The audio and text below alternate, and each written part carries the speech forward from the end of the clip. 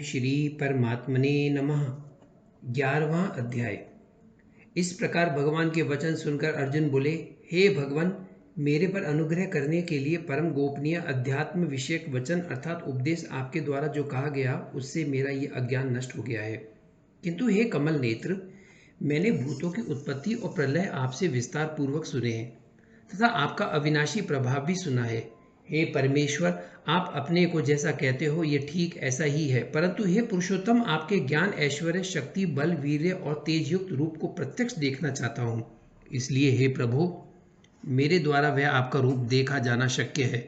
ऐसा यदि मानते हैं तो हे योगेश्वर, आप अपने अविनाशी स्वरूप का मुझे दर्शन कराइए। इस प्रकार अर्जुन के प्रार्थना करने पर श्री कृष्ण भगवान बोले, हे पार्थ, मेरे सैकड़ों तथा हजारों नाना प्रकार के और नाना वर्ण तथा आकृति वाले अलौकिक रूपों को देख। हे भरतवंशी अर्जुन, मेरे में आदित्यों को अर्थात अदिति के 12 पुत्रों को और 8 वसुओं को, 11 रुद्रों को तथा दोनों अश्विनी कुमारों को और 49 मरुद्रणों को देख तथा और भी बहुत से पहले न देखे हुए आश्चर्यमय रूपों को देख। हे गुड़ाकेश, अब इस मेरे शरीर में एक जगह स्थित हुए चराचर सहित संपूर्ण जगत को देख तथा और भी जो कुछ देखना चाहता है सो देख, परंतु मेरे को इन अपने प्राकृत नेत्रों द्वारा देखने को निसंदेह समर्थ नहीं है। इसी से मैं तेरे लिए दिव्य अर्थात अलौकिक चक्षु देता हूं। इससे तू मेरे प्रभाव को और योग शक्ति को देख। संजय बोले, हे राजन, महायोगेश्वर और सब पापों के नाश करने वाले भगवान ने इस प्रकार कहकर उसके उपरांत अर्जुन के लिए परम ऐश्वर्य युक्त दिव्य स्वरूप दिखाया। उस अनेक मुख और नेत्रों से युक्त तथा अनेक अद्भुत दर्शनों वाले एवं बहुत से दिव्य भूषणों से युक्त और बहुत से दिव्य शस्त्रों को हाथों में उठाए हुए तथा दिव्य माला और वस्त्रों को धारण किए हुए और दिव्य गंध का अनुलेपन किए हुए एवं सब प्रकार के आश्चर्यों से युक्त सीमा रहित विराट स्वरूप परमदेव परमेश्वर को अर्जुन ने देखा। हे राजन, आकाश में 1000 सूर्यों के एक साथ उदय होने से उत्पन्न हुआ जो प्रकाश होवे, वह भी उस विश्व रूप परमात्मा के प्रकाश के सदृश कदाचित ही होवे। ऐसे आश्चर्यमय रूप को देखते हुए पांडु पुत्र अर्जुन ने उस काल में अनेक प्रकार से विभक्त हुए अर्थात पृथक पृथक हुए संपूर्ण जगत को उस देवों के देव श्री कृष्ण भगवान के शरीर में एक जगह स्थित देखा। उसके अनंतर वे आश्चर्य से युक्त हुआ हर्षित रोमों वाला अर्जुन विश्व रूप परमात्मा को श्रद्धा भक्ति सहित सिर से प्रणाम करके हाथ जोड़े हुए बोला, हे देव, आपके शरीर में संपूर्ण देवों को तथा अनेक भूतों के समुदायों को और कमल के आसन पर बैठे हुए ब्रह्मा को तथा महादेव को और संपूर्ण ऋषियों को तथा दिव्य सर्पों को देखता हूं। हे संपूर्ण विश्व के स्वामिन, आपको अनेक हाथ, पेट, मुख और नेत्रों से युक्त तथा सब ओर से अनंत रूपों वाला देखता हूँ। हे विश्व रूप, आपके न अंत को देखता हूँ तथा न मध्य को और न आदि को ही देखता हूँ।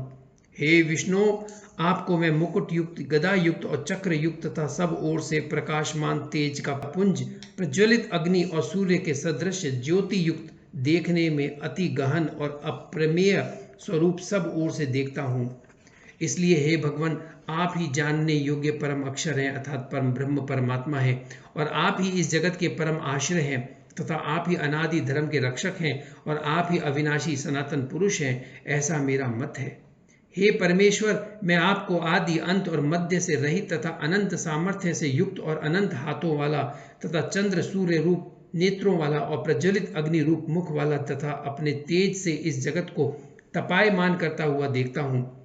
हे महात्मन, ये स्वर्ग और पृथ्वी के बीच का संपूर्ण आकाश तथा सब दिशाएं एक आपसे ही परिपूर्ण है तथा आपके इस अलौकिक और भयंकर रूप को देखकर तीनों लोक अति व्यथा को प्राप्त हो रहे हैं। हे गोविंद, वे सब देवताओं के समूह आप में ही प्रवेश करते हैं और कई एक भयभीत होकर हाथ जोड़े हुए आपके नाम और गुणों का उच्चारण करते हैं तथा महर्षि और सिद्धों के समुदाय कल्याण होवे ऐसा कहकर उत्तम उत्तम स्तोत्रों द्वारा आपकी स्तुति करते हैं। हे परमेश्वर, जो 11 रुद्र और 12 आदित्य तथा 8 वसु और साध्य गण, विश्वे देव तथा अश्वनी कुमार और मरुद्रण और पितरों का समुदाय तथा गंधर्व, यक्ष, राक्षस और सिद्ध गणों के समुदाय हैं, वे सब ही विस्मित हुए आपको देखते हैं। हे महाबाहो, आपके बहुत मुख और नेत्रों वाले तथा बहुत हाथ, जंघा और पैरों वाले और बहुत उदरों वाले तथा बहुत सी विकराल दाढ़ों वाले महान रूप को देखकर सब लोग व्याकुल हो रहे हैं तथा मैं भी व्याकुल हो रहा हूँ, क्योंकि हे विष्णु, आकाश के साथ स्पर्श किए हुए देदीप्यमान अनेक रूपों में से युक्त तथा फैलाए हुए मुख और प्रकाशमान विशाल नेत्रों से युक्त आपको देखकर भयभीत अंतकरण वाला मैं धीरज और शांति को नहीं प्राप्त होता हूँ। हे भगवान, आपके विकराल दाढ़ों वाले और प्रलय काल की अग्नि के समान प्रज्वलित मुखों को देखकर दिशाओं को नहीं जानता हूं और सुख को भी नहीं प्राप्त होता हूं। इसलिए हे देवेश, हे जगन निवास, आप प्रसन्न होवें। मैं देखता हूं कि वे सब ही धृतराष्ट्र के पुत्र राजाओं के समुदाय सहित आप में प्रवेश करते हैं और भीष्म पितामह, द्रोणाचार्य तथा वह कर्ण और हमारे पक्ष के भी प्रधान योद्धाओं के सहित सबके सब वेग युक्त हुए आपके विकराल दाढ़ों वाले भयानक मुखों में प्रवेश करते हैं और कई एक चूर्ण हुए सिरों सहित आपके दांतों के बीच में लगे हुए दिखते हैं। हे विश्वमूर्ते, जैसे नदियों के बहुत से जल के प्रवाह समुद्र के ही सम्मुख दौड़ते हैं अर्थात समुद्र में प्रवेश करते हैं, वैसे ही वे शूरवीर मनुष्यों के समुदाय भी आपके प्रज्वलित हुए मुखों में प्रवेश करते हैं। अथवा जैसे पतंग मोह के वश होकर नष्ट होने के लिए प्रज्वलित अग्नि में अति वेग से युक्त हुए प्रवेश करते हैं, वैसे ही ये सब लोग भी अपने नाश के लिए आपके मुखों में अति वेग से युक्त हुए प्रवेश करते हैं और आप उन संपूर्ण लोगों को प्रज्वलित मुखों द्वारा ग्रसन करते हुए सब ओर से चाट रहे हैं। हे विष्णु, आपका उग्र प्रकाश संपूर्ण जगत को तेज के द्वारा परिपूर्ण करके तपायमान करता है। हे भगवान, कृपा करके मेरे प्रति कहिए कि आप उग्र रूप वाले कौन हैं। हे देवों में श्रेष्ठ, आपको नमस्कार होवे। आप प्रसन्न होइए। आदि स्वरूप, आपको मैं तत्व से जानना चाहता हूं, क्योंकि आपकी प्रवृत्ति को मैं नहीं जानता। इस प्रकार अर्जुन के पूछने पर श्री कृष्ण भगवान बोले, हे अर्जुन, मैं लोकों का नाश करने वाला बड़ा हुआ महाकाल हूं। इस समय इन लोगों को नष्ट करने के लिए प्रवृत्त हुआ हूं। इसलिए जो प्रतिपक्षियों की सेना में स्थित हुए योद्धा लोग हैं, वे सब तेरे बिना भी नहीं रहेंगे, अर्थात तेरे युद्ध न करने से भी इन सब का नाश हो जाएगा। इससे तू खड़ा हो और यश को प्राप्त कर तथा शत्रुओं को जीतकर धन धान्य से संपन्न राज्य को भोग, और ये सब शूरवीर पहले से ही मेरे द्वारा मारे हुए हैं। हे सव्यसाचिन, तू तो केवल निमित्त मात्र ही हो जा तथा इन द्रोणाचार्य और भीष्म पितामह तथा जयद्रथ और कर्ण तथा और भी बहुत से मेरे द्वारा मारे हुए शूरवीर योद्धाओं को तू मार और भय मत कर। निसंदेह तू युद्ध में वैरियों को जीतेगा, इसलिए युद्ध कर।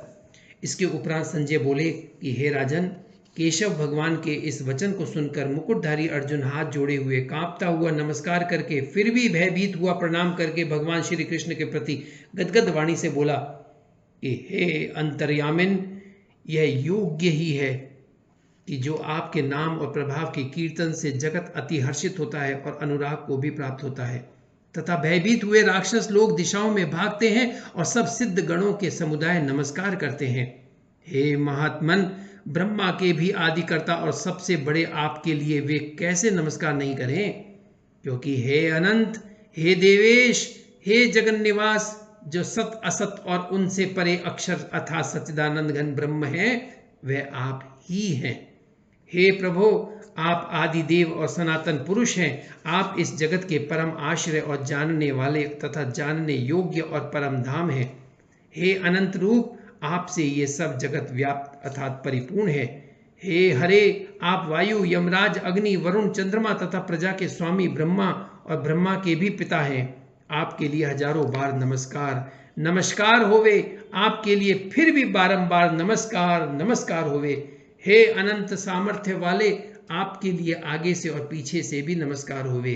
हे सर्वोत्तमान, आपके लिए सब ओर से ही नमस्कार होवे, क्योंकि अनंत पराक्रमशाली आप सब संसार को व्याप्त किए हुए हैं। इससे आप ही स्वरूप हैं। हे परमेश्वर, सखा ऐसे मानकर आपके इन प्रभाव को न जानते हुए मेरे द्वारा प्रेम से अथवा प्रमाद से भी हे कृष्ण, हे यादव, हे सखे, इस प्रकार जो कुछ हठपूर्वक कहा गया है, और हे अच्युत, जो आप हंसी के लिए विहार, सैया, आसन और भोजन आदिकों में अकेले अथवा उन सखाओं के सामने भी अपमानित किए गए हैं, वे सब अपराध अप्रमेय स्वरूप अर्थात अचिंत्य प्रभाव वाले आपसे मैं क्षमा कराता हूँ। हे विश्वेश्वर, आप इस चराचर जगत के पिता और गुरु से भी बड़े गुरु, अति पूजनीय हैं। हे अतिशय प्रभाव वाले, तीनों लोकों में आपके समान भी दूसरा कोई नहीं है, फिर अधिक कैसे होवे। इससे हे प्रभु, मैं शरीर को अच्छी प्रकार चरणों में रख के और प्रणाम करके स्तुति करने योग्य आप ईश्वर को प्रसन्न होने के लिए प्रार्थना करता हूँ। हे देव, पिता जैसे पुत्र के और सखा जैसे सखा के और पति जैसे प्रिय स्त्री के, वैसे ही आप भी मेरे अपराध को सहन करने के लिए योग्य हैं। हे विश्वमूर्ते, मैं पहले न देखे हुए आश्चर्यमय आपके इस रूप को देखकर हर्षित हो रहा हूँ और मेरा मन भय से अति व्याकुल भी हो रहा है। इसलिए हे देव, आप उस अपने चतुर्भुज रूप को ही मेरे लिए दिखाइए। हे देवेश, हे जगन्निवास, प्रसन्न होइए। हे विष्णु, मैं वैसे ही आपको मुकुट धारण किए हुए तथा गदा और चक्र हाथ में लिए हुए देखना चाहता हूँ। इसलिए हे विश्वरूप, हे सहस्त्रबाहो, आप उस ही चतुर्भुज रूप से युक्त होइए। इस प्रकार अर्जुन की प्रार्थना को सुनकर श्री कृष्ण भगवान बोले, हे अर्जुन, अनुग्रह पूर्वक मैंने अपनी योग शक्ति के प्रभाव से ये मेरा परम तेजोमय, सबका आदि और सीमा रहित विराट रूप तेरे को दिखाया है, जो कि तेरे सिवा दूसरे से पहले नहीं देखा गया। हे अर्जुन, मनुष्य लोक में इस प्रकार विश्व रूप वाला मैं न वेद और यज्ञों के अध्ययन से तथा न दान से और न क्रियाओं से और न उग्र तपों से ही तेरे सिवा दूसरे से देखा जाने को शक्य हूँ। इस प्रकार के मेरे इस विकराल रूप को देखकर तेरे को व्याकुलता न होवे और मूढ़ भाव भी न होवे और भय रहित प्रीति युक्त मन वाला तू उस ही मेरे इस शंख चक्र गदा पद्म सहित चतुर्भुज रूप को फिर देख। उसके उपरांत संजय बोले, हे राजन, वासुदेव भगवान ने अर्जुन के प्रति इस प्रकार कहकर फिर वैसे ही अपने चतुर्भुज रूप को दिखाया और फिर महात्मा कृष्ण ने सौम्य मूर्ति होकर इस भयभीत हुए अर्जुन को धीरज दिया। उसके उपरांत अर्जुन बोले, हे जनार्दन, आपके इस अति शांत मनुष्य रूप को देखकर अब मैं शांत चित्त हुआ अपने स्वभाव को प्राप्त हो गया हूँ। इस प्रकार अर्जुन के वचन को सुनकर श्री कृष्ण भगवान बोले, हे अर्जुन, मेरा ये चतुर्भुज रूप देखने को अति दुर्लभ है कि जिसको तुमने देखा है, क्योंकि देवता भी सदा इस रूप के दर्शन करने की इच्छा वाले हैं। हे अर्जुन, न वेदों से, न तप से, न दान से और न यज्ञ से इस प्रकार चतुर्भुज रूप वाला मैं देखा जाने को शक्य हूँ कि जैसे मेरे को तुमने देखा है। परंतु हे श्रेष्ठ तप वाले अर्जुन, अनन्य भक्ति करके तो इस प्रकार चतुर्भुज रूप वाला मैं प्रत्यक्ष देखने के लिए और तत्व से जानने के लिए तथा प्रवेश करने के लिए अर्थात एक ही भाव से प्राप्त होने के लिए भी शक्य हूँ।